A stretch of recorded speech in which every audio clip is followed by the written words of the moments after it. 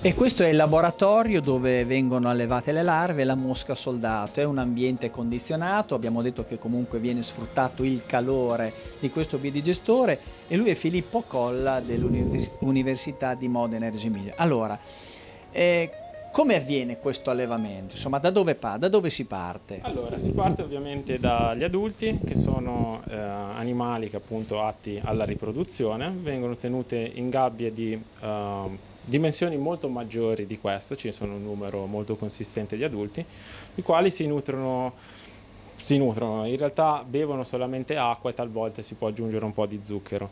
Una volta che si riproducono, gli adulti depongono le uova. Le uova vengono raccolte e dopodiché quello che viene fatto e vengono trasportate, vengono messe in questi substrati che sono dei substrati farinacei che appunto le aziende producono come scarto, che invece però sono un ottimo cibo per la mosca soldato. Quindi appunto questo è un substrato fatto ieri, vengono chiaramente, come potete ben vedere, inumiditi perché hanno bisogno di un substrato umido per la crescita, e questi sono substrati nuovi. È importante anche la temperatura, qua siamo in una temperatura controllata, più o meno quanti gradi sono in questa cella? La temperatura abbiamo intorno ai 26-27 gradi, perché essendo un animale comunque sia proveniente dal Centro America, Sud America, ha bisogno appunto di condizioni che magari nel nostro ambiente esterno appunto non troviamo, quindi una umidità elevata e una temperatura anche quella attorno ai 26-27 gradi, appunto, come dicevo. Quindi noi questa mosca soldato qua da noi non la troviamo, in Emilia Romagna si trova in natura? Certo che si trova in natura, perché si pensa addirittura che questa mosca sia arrivata nel continente europeo con i primi colonizzatori, quindi quando iniziavano ad esserci i trasporti, gli scambi mercantili o semplicemente le navi di conquistadores, si pensa appunto che questa mosca si sia infilata da qualche parte e sia arrivata in Europa, quindi in realtà ce l'abbiamo da parecchio tempo. Quanti giorni impiega nel momento in cui vengono deposte le uova e nel momento in cui la larva è pronta per essere, diciamo, entrare nella filiera? Allora, praticamente le uova a schiudere ci mettono dai 3 a 4 giorni, dipende sempre molto dalle condizioni, quali sono importanti. In condizioni ottimali sarà pronta per la raccolta in una decina di giorni, 10 o 12 giorni. Dipende appunto da molte cose, dipende dal numero di larve, se queste stanno bene, se non sono particolarmente stressate, se il substrato ha le giuste condizioni, ovvero se non è troppo inumidito, altrimenti le larve tendono a scappare, però comunque sia rimaniamo fra un 10-12 giorni. E poi abbiamo tutto il processo appunto di bollitura, essiccazione, tale per cui poi le larve siano pronte ad entrare nella filiera. Ecco, lo ricordiamo, larve che non entrano nella filiera, diciamo, dell'alimentazione umana, ma bensì nella filiera zootecnica, e poi soprattutto non sono mosche quelle a cui noi siamo normalmente abituati a vedere, sono assolutamente diverse, anche se a volte mosca soldato può trarre in inganno e può essere, diciamo, scambiata, non può essere scambiata con la mosca comune, quella che è tanto fastidiosa.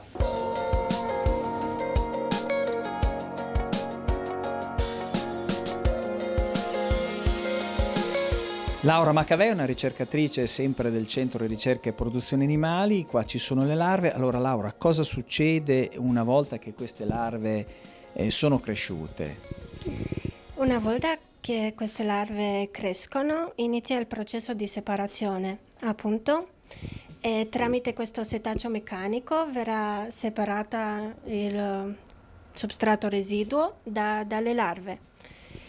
E dopo queste larve vengono soppresse tramite bollitura e poi inizia il processo di essiccamento. Poi una volta le larve essiccate verranno mandate ai laboratori per il trattamento di estrazione dei lipidi e delle proteine. E poi dopo entrano nel circuito nella filiera della mangimistica. Esatto. Hai maturato un'esperienza sulla mosca soldato, anche perché sono anni che ti occupi di questo insetto. Esattamente, ho iniziato a lavorare con questa specie da 2016 fino adesso. E quindi con progetti specifici? Sì, sempre su progetti che riguardano la mosca soldato a università, a Unimore.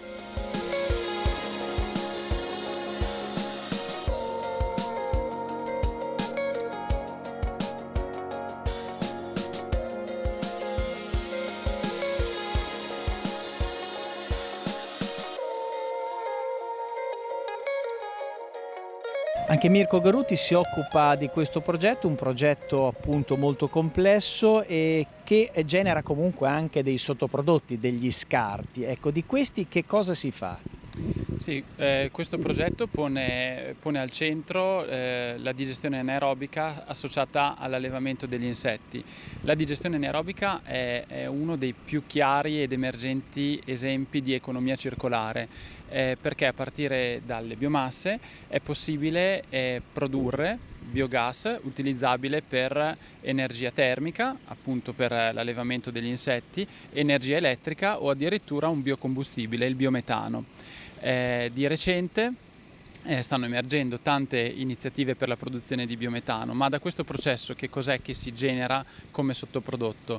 In realtà ben poco, perché l'effluente di processo è denominato digestato ed è un ottimo fertilizzante per il suolo. Quindi una volta che le biomasse sono state degradate, ne esce un digestato che è ricco in azoto, altamente assimilabile per le piante, ricco in fosforo, potassio e tutti quei microelementi nutritivi per il terreno. Non bisogna dimenticare che la trasformazione che avviene all'interno dei digestori conferisce alla sostanza organica presente nel digestato una capacità di rimanere nel suolo. Quindi l'utilizzo del digestato su campo assieme a delle buone pratiche agronomiche permette di incrementare il carbonio organico nel suolo. Non solo, un altro sottoprodotto di grande interesse che sta emergendo con questa tecnologia è il recupero dell'anidride carbonica. L'anidride carbonica è una quota del biogas che si produce. L'anidride carbonica si può recuperare, liquefare e utilizzare per usi alimentari o industriali.